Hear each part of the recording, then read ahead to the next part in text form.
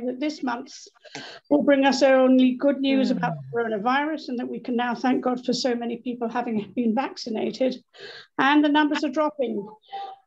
Tonight, I am pleased to welcome Shira Jackson to give us a share. But before that, I would like to dedicate the share to the following people.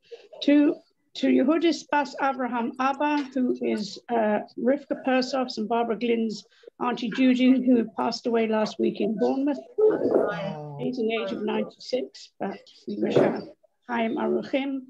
And to Jackie Graham, whose father's Yortzeit is coming up, and his name was Svi Ben Moshe. We wish you also Chaim Aruchim. And we wish a refuah shalema to Rosa Bas Aman, who is a cousin of Anne Shire's, who is with us tonight as well. As you know, Shira has actually spoken to us before, and therefore I'm doubly delighted that she's agreed to give us a share tonight. She was born in London. She's the daughter of Judy and Ian Bider, and some of you, I'm sure, know, and grew up in Golders Green. She attended Hasmonean and went to Meklalas, SEM, and graduated also from UCL in physics and medical physics.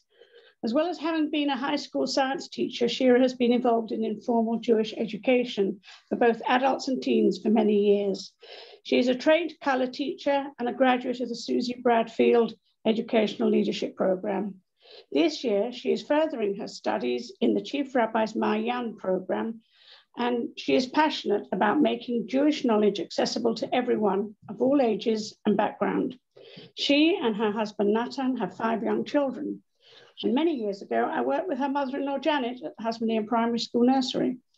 Tonight's shir is called Esther, a Damsel in Distress. And with Purim around the corner next week, we are delighted to hear all about her. Shira, over to you.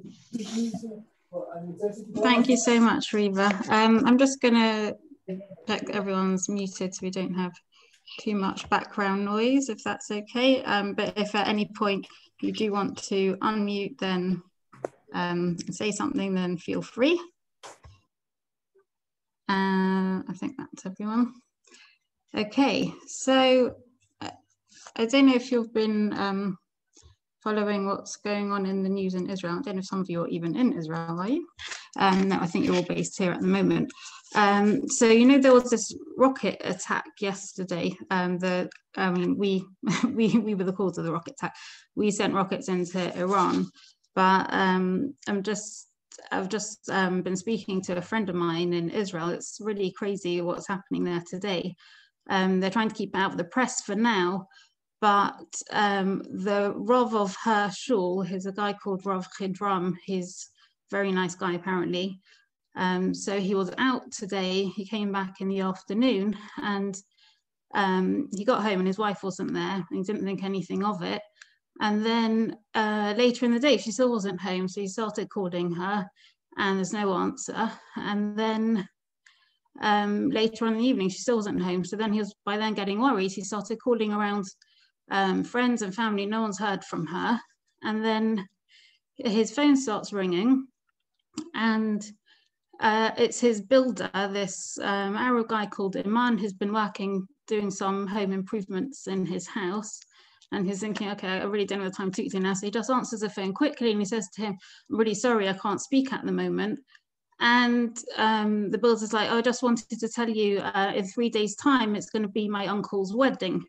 He's like, okay, fine, I'm you know, a bit of a crisis here, so I can't really speak now, but that's fine. He's like, well, don't you want to know who my uncle's marrying? He's like, well, I don't even know your uncle. He's like, no, you do know my uncle. I've never told you, but actually my uncle is Ayatollah Khomeini of Iran. And do you know who he's marrying? And suddenly Rav Chidram's getting really nervous. He's like, what are you talking about? He said, well, a few days ago, he phoned me and he asked me he knew that I was working in Israel. I live in Gaza, I'm working in Israel. He said that he wants me to kidnap a Jewish woman for him to marry. And like his heart's like completely like, you know, he's like about to vomit at this news. It's like, what are you talking about? He said, you're looking for your wife, aren't you? I've got your wife. and my uncle is marrying her in 3 days' time. And I'm telling you now, if anyone comes in and tries to get her, if any of the Israelis come in or the army, if you send them in, then I am, you know, he's got all the missiles and all the weaponry pointed right at you. So I'm just passing on the names because they're keeping out the papers, but the Rabbonim have asked people to please daven for this woman. Her name is Esther Bas Avichail. Have you heard of her? Does she sound familiar? Don't worry, this is not a true story. This is not current. But I'm trying to frame the Purim story in a bit of a different light for you, because, you know, we're used to thinking of it as something that happens to, you know, we're used to thinking of it as a happy story, something that, you know, we celebrate, we get excited about Purim every year. It's one of our really exciting Yomim Tovim. But actually, when you think about the story from Esther's point of view, it's actually a really sad, awful story. And we don't often think about it from her point of view, because we think about it from the point of view of the Jewish people. But I wanted to tell you that story to begin with, to kind of make it like a modern day example of what it would really be like. I mean, can you imagine? She was this Jewish woman who, you know, she grew up from, and, you know, she grew up in Mordechai's home.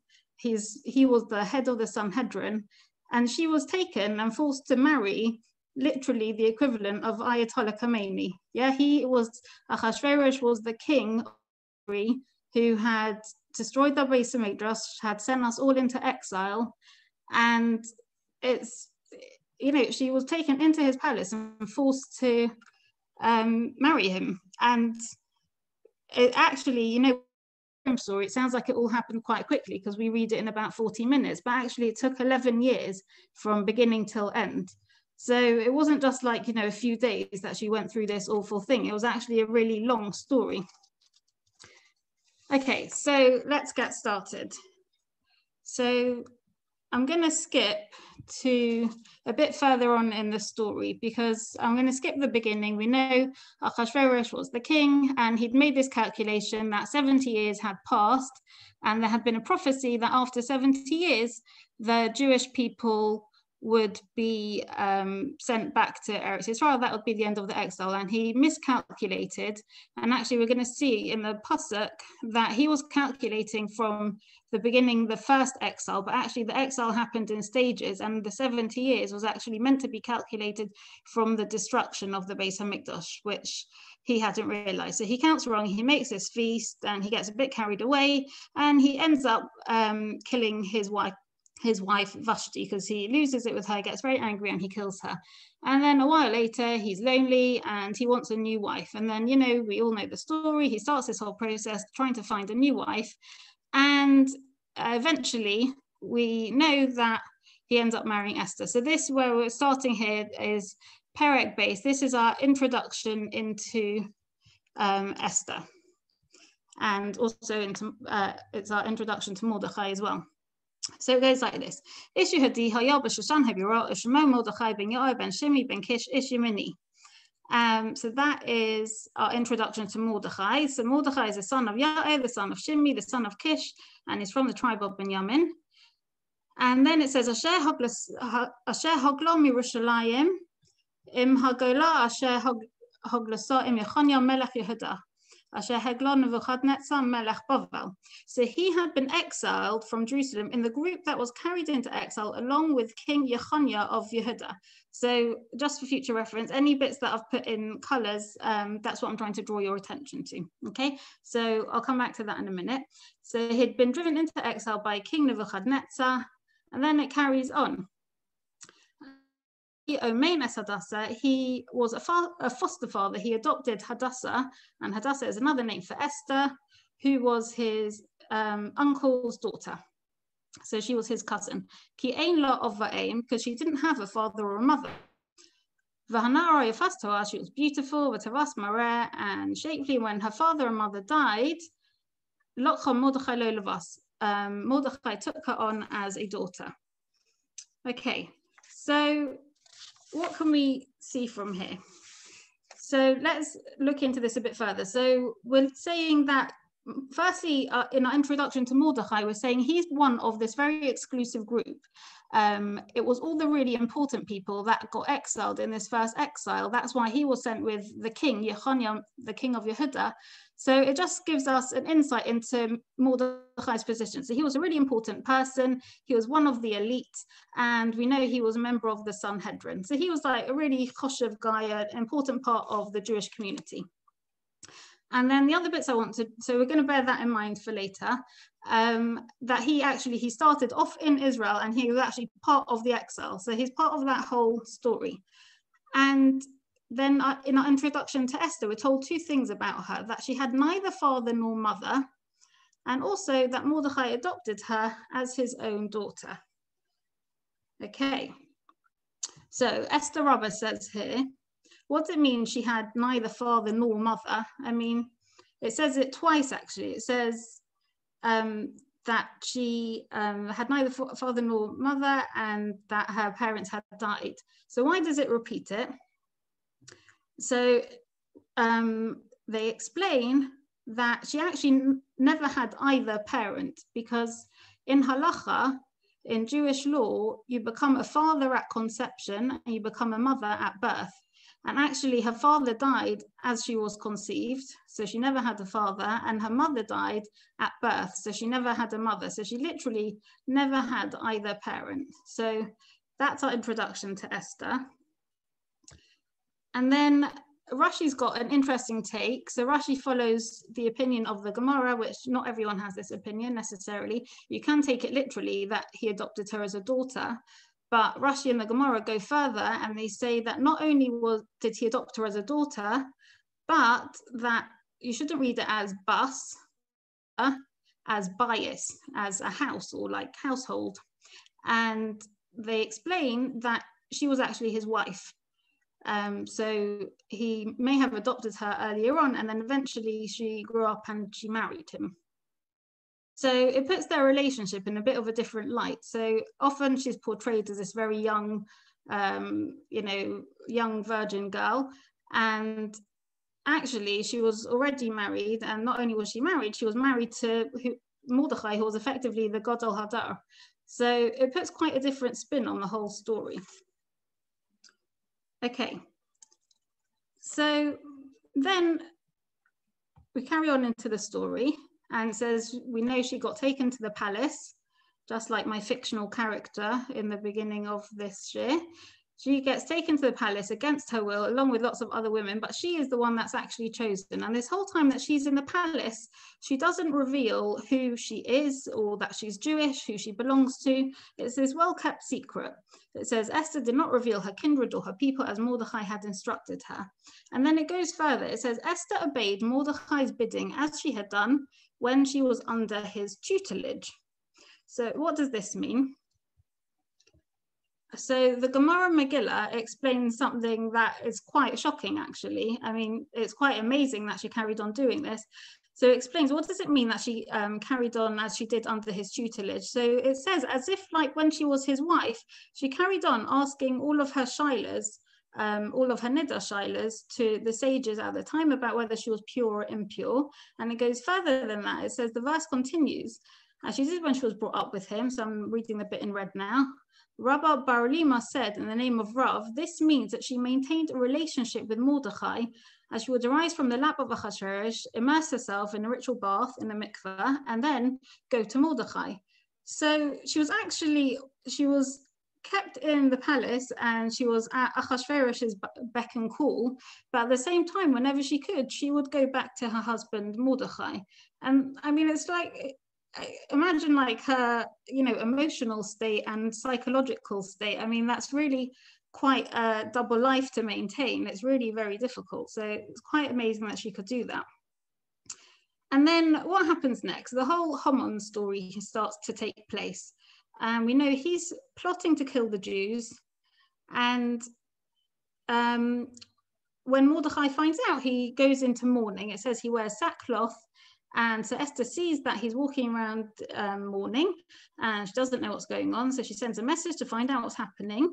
And then she gets a message from Mordechai to explain there's this guy Haman, and he's trying to kill all the Jews.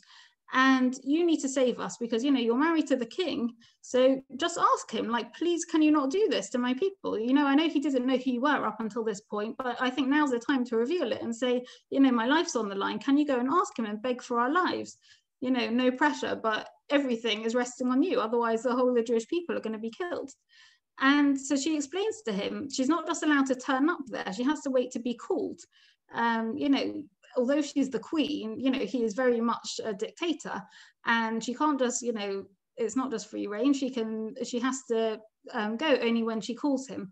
And she says, it's been a long time anyway. He hasn't called me for a while, so he'll probably call me soon. Now, this is like a major, you know, a disaster in the making. You know, it's an emergency situation. Why is she so reluctant to go and help? It's a bit strange. You would have thought, okay, you know, when she hears what's going on, that all the Jewish people are going to be killed by Haman, you would have thought she'd be like, okay, fine, I'll go and ask him. You know, it's probably the one privilege I've got of being the queen. So why is she so reluctant to go? So let's have a look. Okay. This is what Mordecai says back to Esther. When she says to him, she's a bit reluctant to go. He says to her like this: don't imagine that you, of all the Jews, will escape with your life by being in the king's palace. On the contrary, if you keep silent in this crisis, relief and deliverance will come to the Jews from another quarter, while you and your father's house will perish. And who knows, maybe you've attained the royal position for just such a crisis. So he says to her like this, he says, don't worry, we're going to be okay. I'm not worried about us. You know, this has happened to us time and time again. Everyone's always trying to kill us, but Hashem's promised us that he will always look after us. The Jewish people are always going to survive. So he says relief and deliverance will come to the Jews from another quarter. It doesn't have to be you. You know, it's going to happen anyway. Hashem will save us, but you and your father's house will perish. So I've got a couple of questions on this. Why does he say that? If everyone else is going to survive, why does he say that she will die if she doesn't act now? You know, if all the Jewish people are going to be saved, why should she be any different? And then he carries on to say, you know, you've probably been thinking to yourself over this time, you know, she's actually been married to Achashverosh for 5 years now. And this is like the first time maybe she's getting an inkling of why this terrible thing's happened to her. You know, she's probably been thinking, you know, oy vey, why me? Why has this happened to me? And he says, you know, maybe this is exactly why you're here. Who knows? Maybe you've attained a royal position for just such a crisis. So my second question on this, so my first question, just to reiterate, why does he say that if everyone else is going to survive, she'll die? And my second question is, so now he's saying to her, okay, so Hashem can save us, but maybe there is a plan and maybe you're meant to be a part of it. But, you know, like I said, we are going to be saved anyway. So why is he telling her to risk her life? If he knows that they're going to be saved anyway, then why should she put her life on the line? Because, you know, if she doesn't want to see her, he can just say off with her head. And, you know, he's got form for that. He killed his first wife. If I were her, I'd be quite nervous to just turn up unannounced and go against the king like that. So those are my two questions. Why does he say she's going to die if everyone else lives? And why does he put her life on the line if, you know, anyway, we're going to be saved? Which is it? Either there's a plan and she's got to be a part of it, or they're going to be saved anyway. So which is it? So let's have a look what she replies. She says like this: okay, fine, I'll do it. Okay, if I have to, go assemble all the Jews who live in Shushan and fast on my behalf. Don't eat, don't drink for 3 days, night or day. And I and my maidens will observe the same fast. And then I'll go to the king, even though it's against the law, it's contrary to the law. And if I am to perish, I shall perish. So she says, fine, I'm going to do it, but I'm going to make you feel quite bad about it. She's like she very much sounds like his wife here in this like passive aggressive, fine, I'll do it. But if it all goes wrong and I perish, then you're going to feel really bad about it, right? So that's how she says it to him. So let's see, why was she so reluctant to go? So the Gemara Megillah explains like this in pink. So where it says, it's not according to the custom that I should go. She's actually not talking about the custom within the palace. She's talking about her usual custom. And the Gemara explains, Rabbi Abba said, it will not be according to my usual custom. For every day until now, when I submitted myself to Achashverosh, it was under compulsion. She was forced. She was dragged there against her will every time she had to be with him.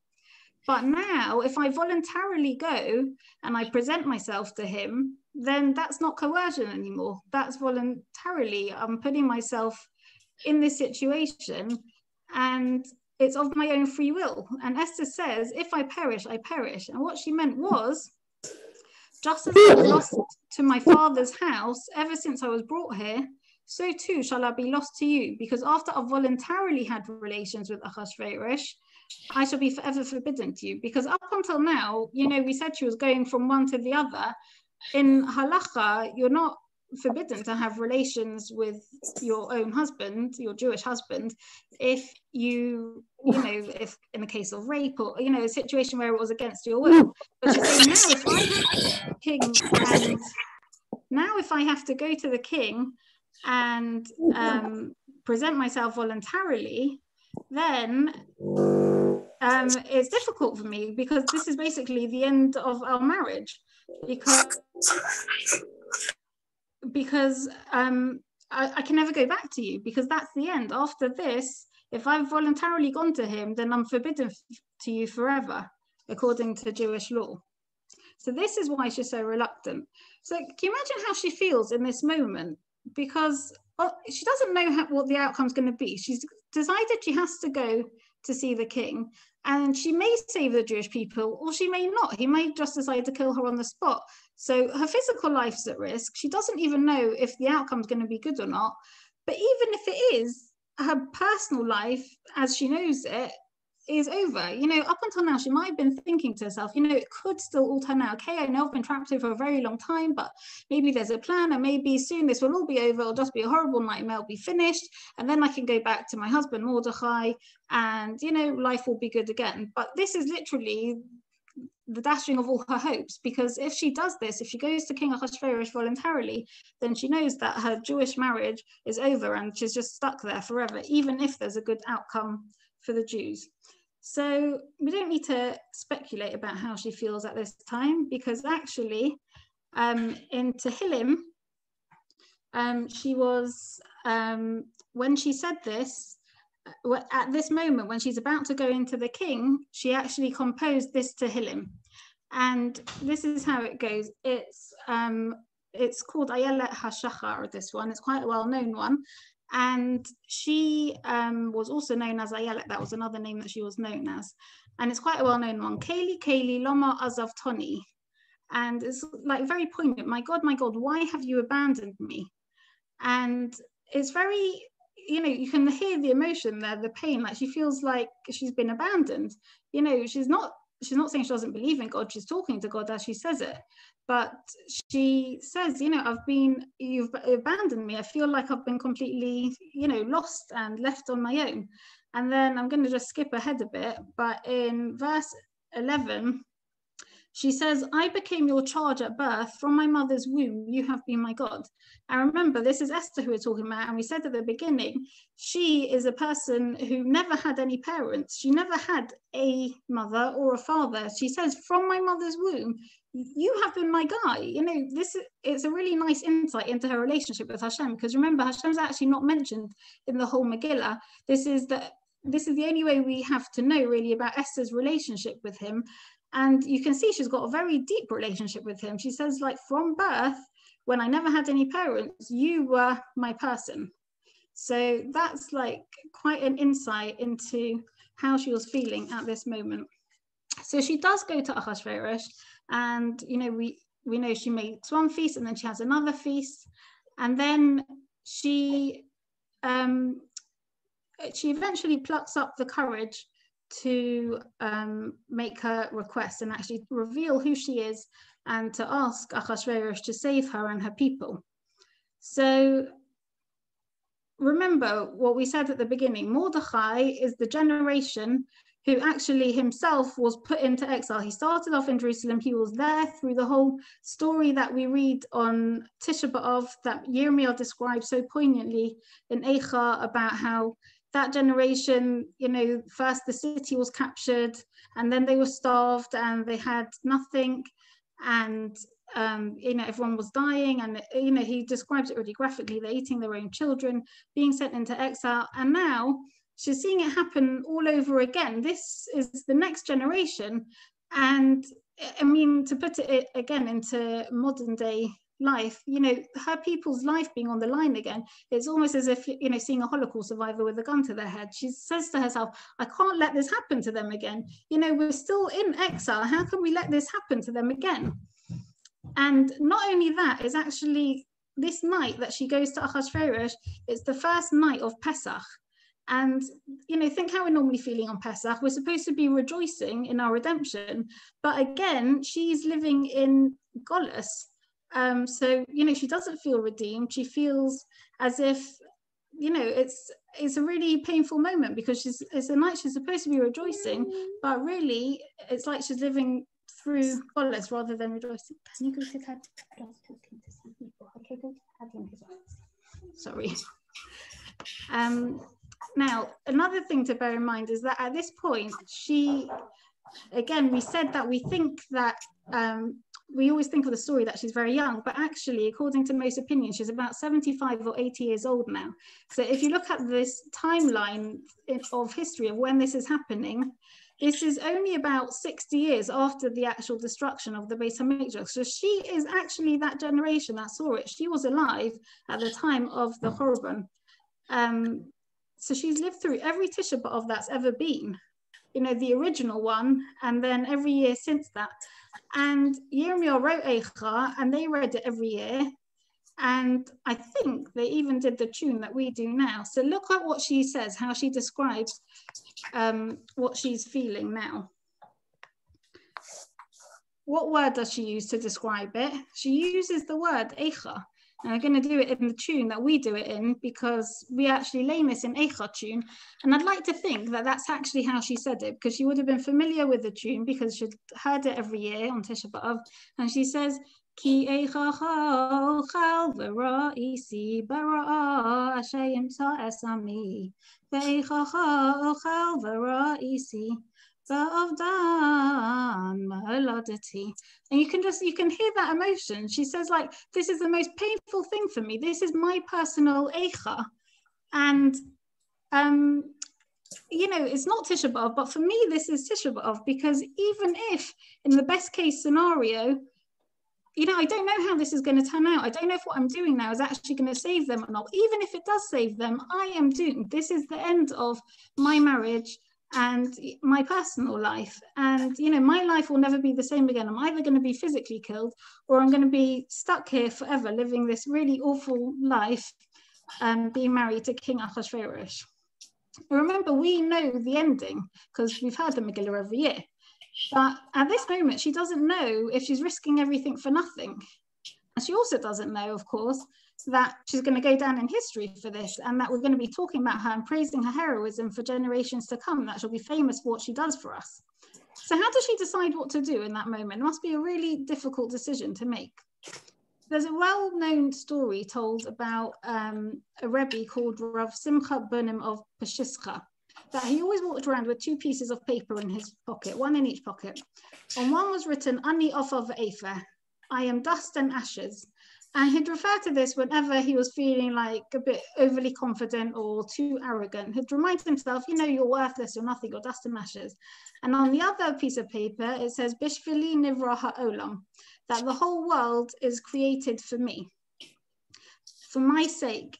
And he'd refer to this whenever he was feeling insignificant. And this idea actually comes from the Gemara, which is on the screen now. And it's actually a Gemara that's talking about a court case when it's a capital offense and someone's life is on the line. Can you kill them? And this is what they say, that each and every person is obligated to say that the world was created for me. As one person can be the humanity and recognize the significance of his actions. So they decide based on that you can't kill him, because how do you know that there isn't some value in his life? And this is, I think, for Esther, this moment where this is what she's deciding, you know, am I worthless? You know, am I insignificant in this story? Is Hashem going to save us anyway? In which case, why do I need to put myself at risk? Or on the other hand, am I, you know, incredibly significant in this moment? Is this exactly what I'm here for? So I'm going to show you again. This is exactly what Mordechai says to her. And now it suddenly makes sense. He says to her, you know, these were our two questions from earlier. Who knows if it's for this very moment that you're in this situation? We'll be fine without you. The Jewish people are going to survive. But if you do nothing, then your father's house will be destroyed. And suddenly the meaning becomes quite clear, I think. He's saying to her, if in the moment that you're deciding whether or not to do something, and that's something that you're not to do, is your whole reason for existing, if you don't do it, then what was the point of your life? What was the point of your very existence? You say, yes, the Jewish people will be fine regardless. We'll always survive. We're not going to miss out on being saved, but you'll be missing out on being the one to save us. And I think that life is really a continuous series of these moments and opportunities. You know, sometimes we think to ourselves, we're not good enough. Maybe somebody else could do a better job of it. You know, surely there's somebody that can do a better job of this than me. I don't need to do it. I'm not that important. Or I'm not that, you know, I'm not worth that much. It's not always a life or death situation like it was for Esther. Sometimes it's a very mundane level. You know, sometimes on a WhatsApp group or something, you'll see a message saying, can someone help with something? Or I need something picked up, or a meal rota. And yeah, none of us are horrible people. We don't say, oh, I don't want to help, or I don't have time to help. But what do we say? We sometimes say to ourselves, you know what, I'll wait a bit and see if somebody else offers. Then I'll offer. Or I'll log into the meal rota like in a couple of days. And if it's full, then great. I didn't need to do it and they still get their meal. And, you know, if it's not full, so then I'll do it. So, you know, you say to yourself, they're not missing out on a meal. They're not missing out on a lift. They're not missing out because someone else did it. But you don't realize that you're the one who's missed out because it was an opportunity for you to become a better you and you missed it. You let someone else do it. Your whole existence really is a sum total of all of your decisions and experiences. So in this moment, Esther gives up everything. And at the end of the Megillah, we all go home happy and we're singing, Shosh Anas Yaakov, we're all very excited and we're dressed up and it's a big Yom Tov. And it's very exciting. But at the end of the Megillah, Esther is still stuck married to Achashverosh and she's still forbidden to her husband Mordechai. And that's it. That's the rest of her life. But she does have a son. And her son is called Daryavesh, and he is the king who eventually sends all the Jews back to rebuild the Beis HaMikdash, and that was all in her merit. So the point of all this isn't to make you sad about Purim. Purim is a very happy festival, and we should celebrate it because it is amazing. The Jewish people were under threat, and we did survive and thrived, and look, we're still here till today and still reading about the story. Esther doesn't want us to be sad for her. I think she should get a big kick out of all us reading her story and feeling a sense of empowerment, because I think this is the point of the story of Esther. It's a sense of that moment where she realizes her own power, because, you know, actually the whole story was dependent on her. That one moment where she had to make that one decision, that was the point where the whole story turned around. And so for us, when we're deciding whether or not to do something, let's not think maybe someone else could do a better job of it, or maybe I'll do it when I have more time. What we need to get into the habit of doing is reaching into our pocket for our Bishvili Nivra Ha'olam paper, that the world was created for me, and remember that you are the only you and that you have certain things that only you in your uniqueness can achieve. And that's literally why Hashem created the world, just for you and for those decisions and those experiences that you make and that you contribute to the world. And you never know how many people are you in years to come. We read about Esther. And that is it from me. I hope you all have a very lovely Purim. If anyone has any questions or comments, then feel free to and tell me what you're thinking. Unmute themselves if you want to ask a question. Anybody got anything? What did you say the name of her son was? I've never heard of that before. Daryavesh. He was a king of Persia, and he was the son of Esther and Achashverosh. Wow, that's interesting. Yeah. Yeah. Okay. No, nobody's got any questions? Feel free to talk. Open your speak now, forever hold your peace. I have, Shira. It's Barbara Glynn. If you say she was about 74, when there was, you said she was about 70, in her 70s when this was happening. Yeah. And it happened over 11 years. Yeah. Why was she taken into the King's Palace when we've all been given to understand that she was a beautiful young woman? Why would you take an older person? Okay. Well, firstly, I think she actually was very beautiful because we're told she was very beautiful. Yes. And as we all know, I think, you know, age can be a thing that is in the eye of the beholder. So maybe she was a young 74-year-old, and maybe age was a bit different in those days. But I think you can tell from the story that she was very much there because she was supposed to be there for whatever reason. Hashem wanted her there on the spot. And so for some reason, she got rounded up with everyone else. A good question. It is interesting though that, you know, you always have this image of her as a very young, I don't know, almost teenager or something, or a 20-year-old. But I mean, the youngest opinion is that she was 40. So she was definitely between 40 and 80. That's the range. Right. Thank you. So when did she have the baby? I don't get this.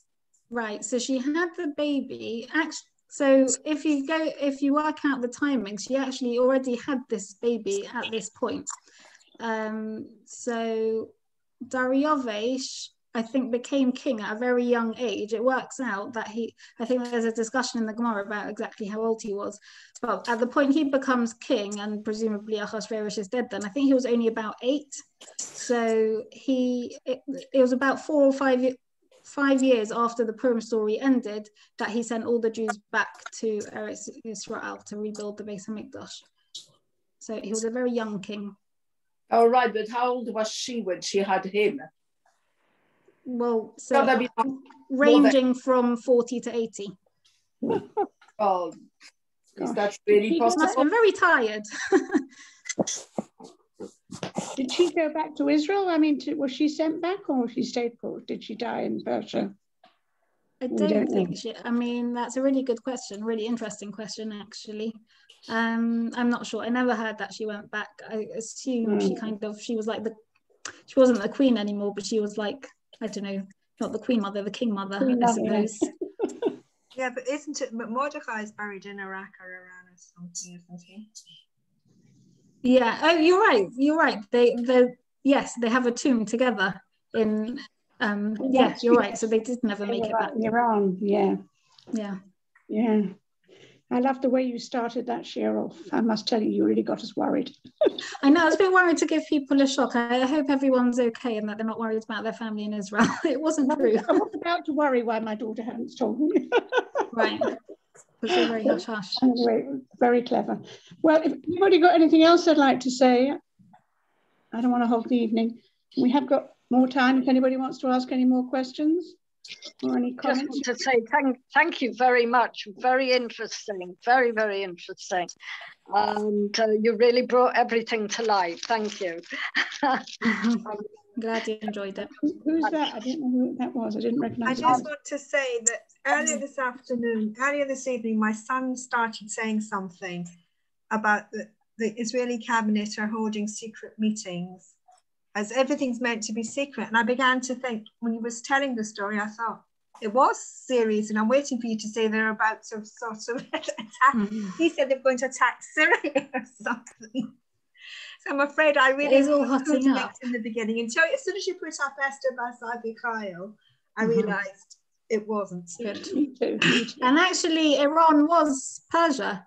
Yeah. So yeah, of course. It is actually quite a similar story. Thank you. Yeah. As always, every time we all think we know the Purim story. Sorry, speaking personally, but every single time we end up learning more and more and aspects we've never thought of. And you put it over beautifully. Thank you very much. And let's hope by some miracle we'll actually be able to have a proper Purim. Oh, I hope so. It sounds like we're maybe going to have a proper Pesach if we come out of lockdown March the 8th. or some kind of Pesach. I think he said it's Easter weekend, which means we're too late for Seder. Okay, well, at least the news is getting better. The numbers are going up. Things are looking bright. Absolutely. Yeah. Well, Shira, thank you very, very much. Thank you, Adele, for your Thank you. Thank you so much for a wonderful evening and a wonderful thought-provoking Shira, I think, tonight. You certainly had us all very much in tune with what you were saying. Can I just say the next Rosh Chodesh meeting will be, I think,